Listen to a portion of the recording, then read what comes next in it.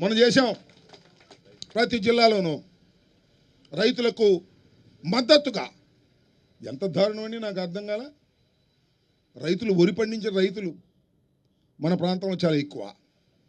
Krishna, Guntur, east, west గోదావరిలో వరి పంట పండించేటటువంటి రైతాంగం 80% ఉంటారు. వరి పండిస్తే ఏమైందండి? ధర ఇచ్చారా మీరు? ఎంత?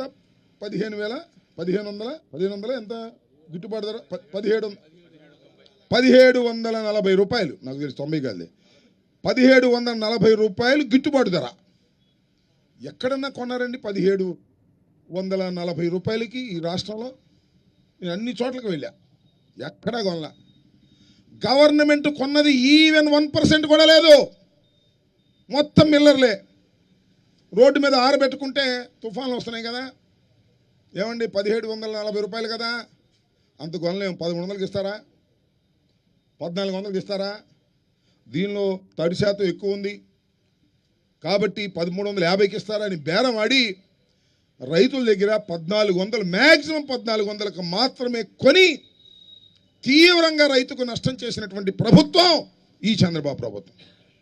అదేమంటే మన జిల్లా ఆయనే పౌర సరఫరా శాఖ మంత్రి గారు. ఆయన నియోజకవర్గం వెళ్ళా నేను, తెనాలి. మన శివ ఓడిపోయాడు కదా, వెళ్ళా. ఏ ఊరది? కొలకలూరా? కొల్లిపార వెళ్తే అక్కడ ఒక లారీ కూడా కొనలేదండి తన నియోజకవర్గంలో. 1740 రూపాయలకి 1350, 1400, 1375 అమ్ముకోపోతేనేమో తడిసిపోద్ది, రోడ్డు మీద పడేసుకున్నారు. ఇంత దారుణంగా వ్యవహరించినటువంటి ప్రభుత్వం నేను ఎప్పుడు చూడలేదని మనవి చేస్తున్నా. 89 నుంచి నేను రాజకీయాల్లో ఉన్నా. రాజశేఖర రెడ్డి గారు అప్పుడున్నా, చెన్నారెడ్డి గారు అప్పుడున్నా, విజయభాస్కర్ రెడ్డి గారు అప్పుడున్నా, జనార్దన్ రెడ్డి గారు అప్పుడున్నా, కిరణ్ కుమార్ రెడ్డి గారు, రోసి గారు, చంద్రబాబు, ఎన్టీ రామారావు, ఇంతమంది ముఖ్యమంత్రులు ఉన్నారు. రైతులకు ఇంత ద్రోహం చేసినటువంటి ముఖ్యమంత్రి ఒకే ఒక్కడు, అతనే చంద్రబాబు నాయుడు గారని మనం చేస్తున్నాం.